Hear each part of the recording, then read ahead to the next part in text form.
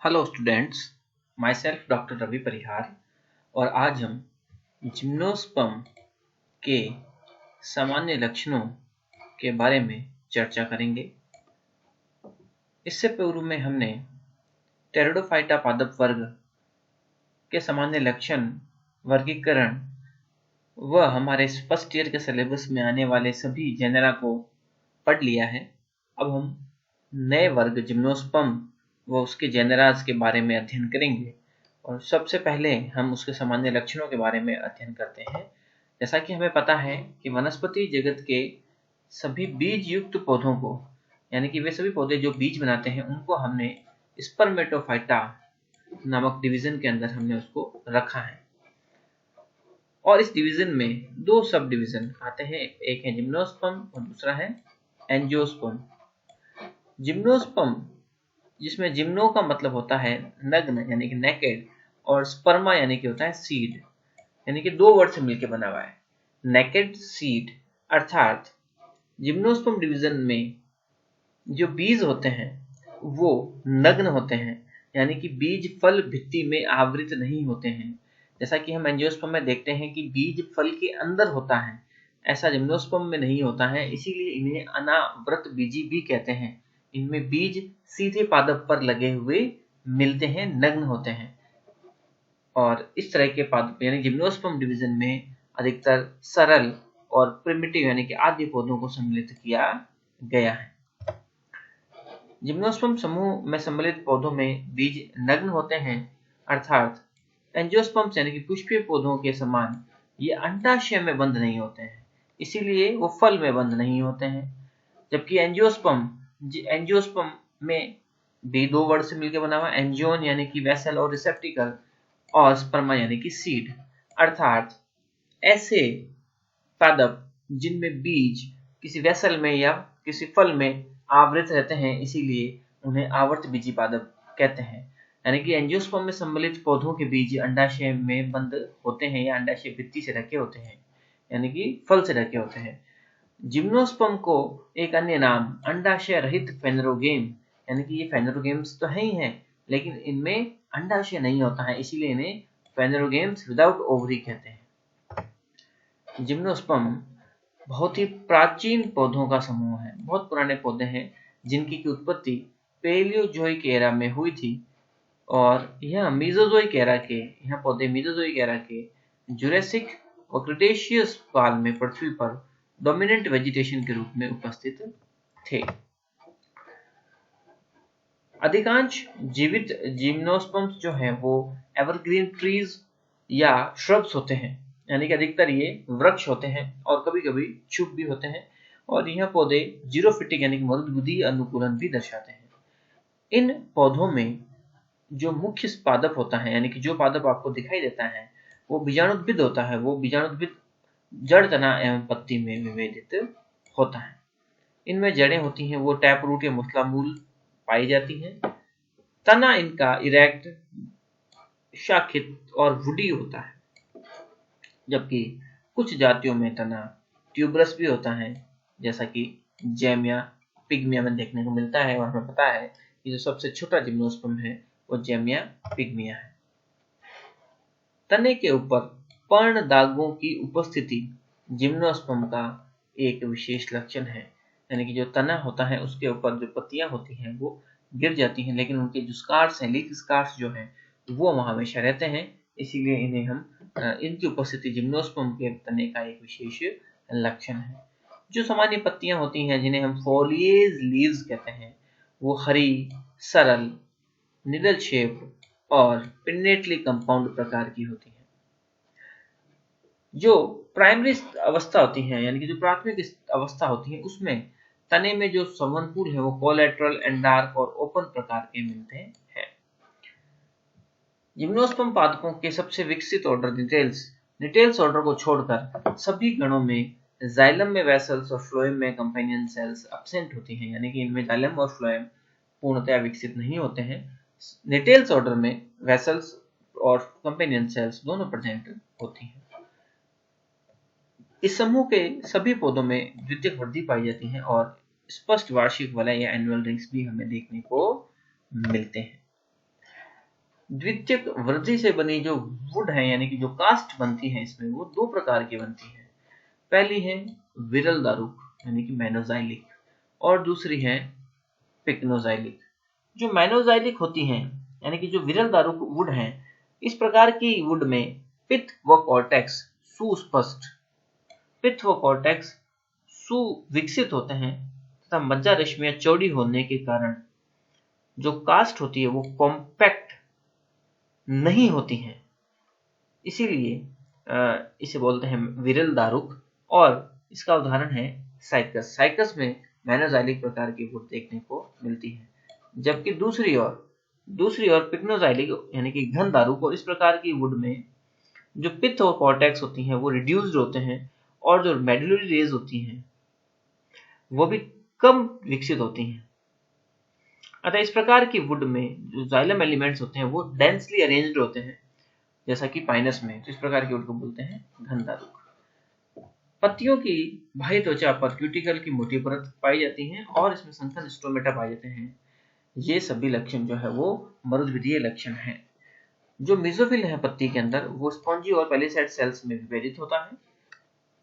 सबसे important character की बात करें हम लीफ में, तो इन पादपों की पत्तियों में पार्श्व शिराओं का अभाव होता है। जैसे कि हमें पता है कि पत्तियों के अंदर पार्श्व शिराएं पाई जाती हैं, लेकिन अधिकतर जिम्नोस्पर्म्स की में पत्तियों में पार्श्व शिराओं यानी कि लेटरल वेन्स का अभाव होता है।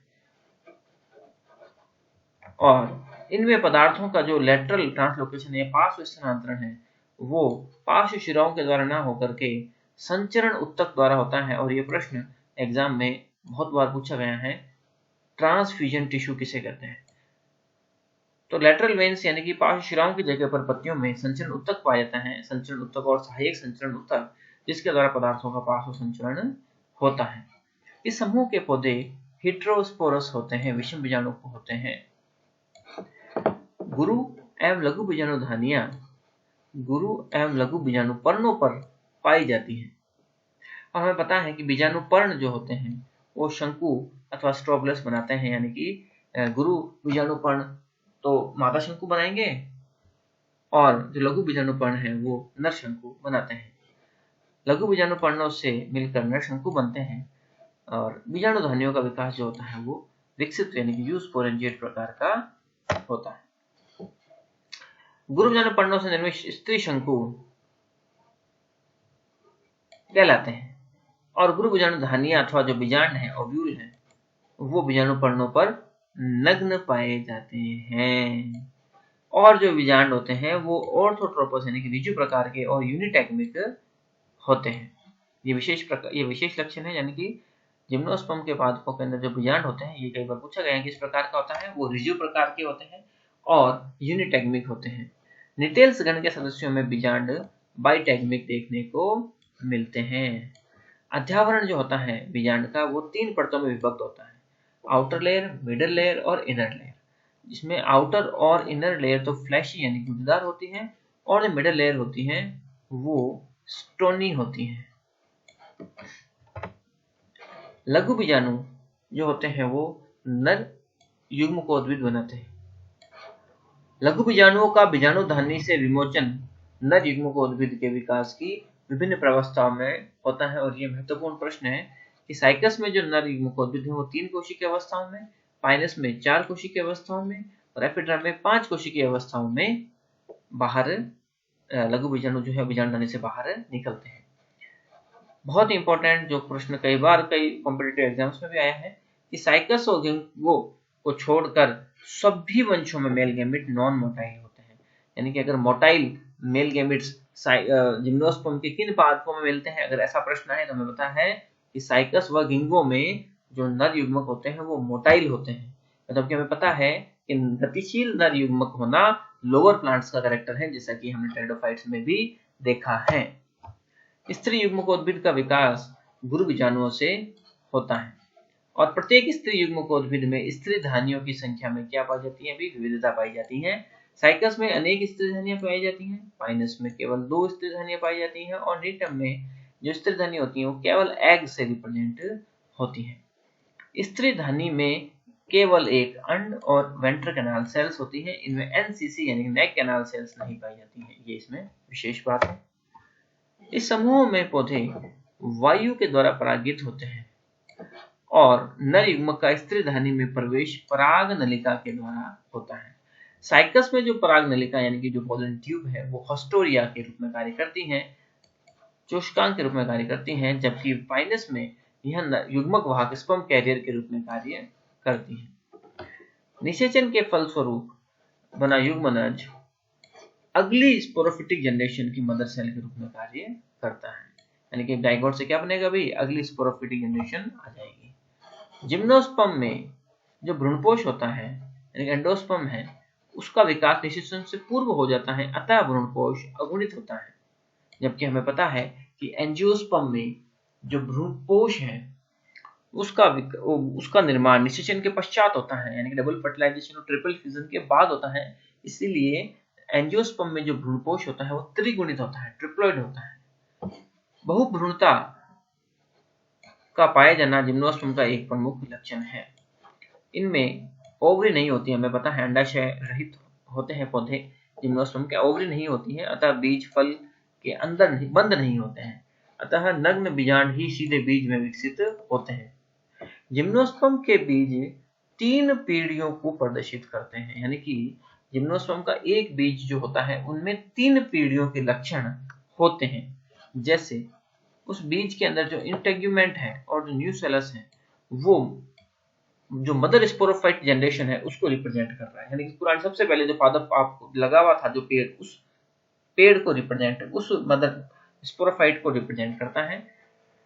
जो उसमें एंडोस्पर्म है वो युग्मकोद्भिद जनरेशन यानी कि स्टेज को रिप्रेजेंट करते हैं, और जो एम्ब्रियो बना है वो अगली स्पोरोफिटिक जनरेशन को रिप्रेजेंट करता है, यानी कि सीड के अंदर 3 जनरेशन के कैरेक्टर्स होते हैं।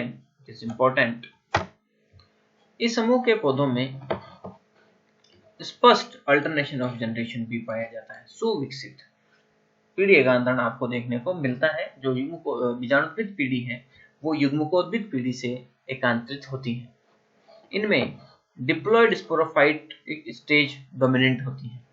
हमें पता है कि जो स्पोरोफिटिक स्टेज है वो द्विगुणित होती है और जो जड़ तना पत्ती में विभेदित होती है वो मुख्य पीढ़ी होती है, जबकि जो हैप्लॉइड गैमेटोफिटिक स्टेज होती है वो न्यूनीकृत होती है, रिड्यूस्ड होती है, और ये गैमेटोफिटिक जो स्टेज होती है वो पूर्णतया डिपेंडेंट होती है स्पोरोफाइट पर। ये विशेष बात है कि जो गैमेटोफाइट है it is totally dependent upon the sporophytic stage. तो इस प्रकार ये कुछ जिम्नोस्पर्म समूह के सामान्य लक्षण थे जिनका अध्ययन हमने अभी किया। धन्यवाद।